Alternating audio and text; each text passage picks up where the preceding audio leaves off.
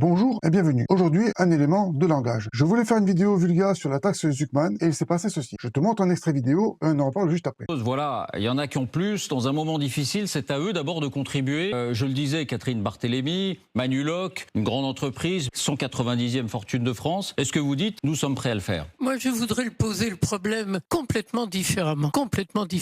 Je déteste que l'on oppose les uns aux autres. C'est pas du tout comme ça que je vois le problème. Notre pays vit au-dessus de ses moyens, c'est-à-dire qu'il dépense beaucoup plus qu'il ne crée de richesse. Donc la première des choses à faire, c'est déjà de dépenser moins. 2,21% des dépenses de l'État. Qui n'est pas capable de faire 2,21% d'économie? C'est démentiel, c'est un faux débat. Parce que quand on dit des économies, tout le monde est d'accord. Et quand on dit qui doit contribuer, c'est là que ça se gâte. Et moi, je trouverais très joli que chacun des Français dise « Je m'engage à faire non pas 2,21, mais 5% d'économie ». Tous les Français.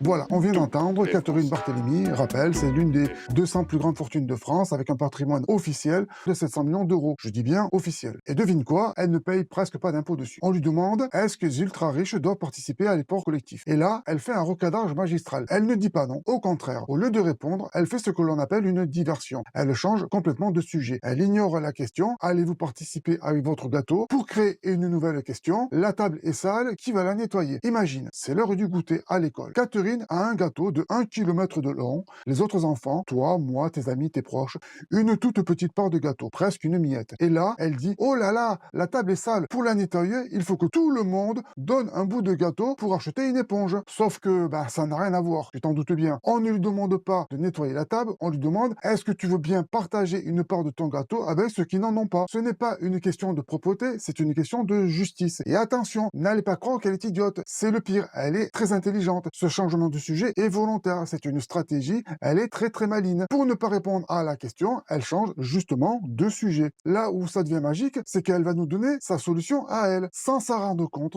Accroche-toi bien, voici la pépite. Et moi je trouverais très joli que chacun des Français dise « Je m'engage à faire non pas 2,21 mais 5% d'économie ».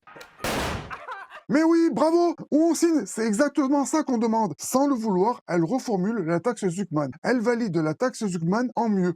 Au lieu de 2%, elle propose 5%. Sauf que, je te l'ai dit, elle est très maline. Alors, où est le piège? Le tour de passe-passe, c'est juste dans 2 mots. Sur ce que je touche. Alors, petite parenthèse. Attention, sur les réseaux sociaux, X Twitter en particulier, j'ai vu des gens qui l'insultaient. 1. On ne fait pas ça. On n'insulte pas les gens. Point. 2. Je l'ai dit, je me répète, elle n'est pas du tout idiote. Elle sait exactement ce qu'elle fait. Ce n'est pas du tout une erreur. Elle sait où elle va quand elle fait exprès de changer de sujet, justement pour changer de sujet. Donc ne crois pas qu'elle soit idiote, c'est une personne intelligente et c'est peut-être ça le pire. Elle est intelligente et elle fait ça à dessein. Et on va justement voir ça ensemble. Fin de la parenthèse. On va passer sur le premier point qui est presque philosophique quand Catherine Barthélémy dit tout le monde, chacun des Français, on est obligé de se demander si elle s'inclut, elle, là-dedans. Parce que quand on écoute ces exemples, on a l'impression qu'elle parle de nous, les autres. On ne va pas affirmer qu'elle se sent au-dessus de la plèbe, mais l'hypothèse est posée. On reprend. Elle fait exprès de confondre 2 choses. Ce qu'on touche chaque mois et ce que nous, on possède au total. Ce qu'on touche, c'est le salaire, une allocation, une petite retraite. Les économistes appellent ça un flux. C'est l'eau qui coule du robinet. Dans l'exemple du goûter, c'est la vitesse à laquelle tu manges ton gâteau. Ce qu'on possède, c'est la bagnole, la maison, ton PC, ton téléphone, des économies. Pour elle, ce sont ces entreprises, ces actions. C'est un stock. C'est un immense réservoir d'eau derrière un barrage. Ou dans mon exemple, une immense part de gâteau qui fait 1 kilomètre de long. Et la preuve qu'elle ne parle pas du robinet des autres, ce sont ces exemples. Au lieu de prendre un VSL, je me fais accompagner par mon fils à l'hôpital. Ne pas prendre les transports médicalisés, donc viser les malades. Au lieu de prendre une semaine de maladie un peu confortable, je n'en prends pas. Donc viser les salariés fatigués et les femmes qui ont des règles douloureuses, par exemple. Au lieu de faire un peu durer mon chômage, je reprends mon boulot un peu plus vite. Donc viser les chômeurs ou ignorer la santé mentale. Ça tombe bien, c'est le sujet du Z-Event de cette année. On va en reparler. On voit bien qui est tout le monde dans sa tête et dans celle de ses amis famille ultra riche, elle regarde le robinet des autres en leur disant de le faire couler moins fort pendant qu'elle est assise sur son réservoir de 700 millions d'euros. C'est une véritable Marie-Antoinette des temps modernes. On lui dit les gens ont faim, elle répond mangez votre miette plus lentement. Le résultat est le même. Ta part est toujours aussi petite et tu as toujours aussi faim, mais plus longtemps. Bravo. Donc tu vois qui est tout le monde dans sa tête, c'est nous. Toi, moi, ta famille, tes amis, nos proches, pas elle ni ses amis ultra riches. Et tu sais quoi? On va dire qu'elle a raison. On applique sa super idée de 5%, on la prend littéralement au mot,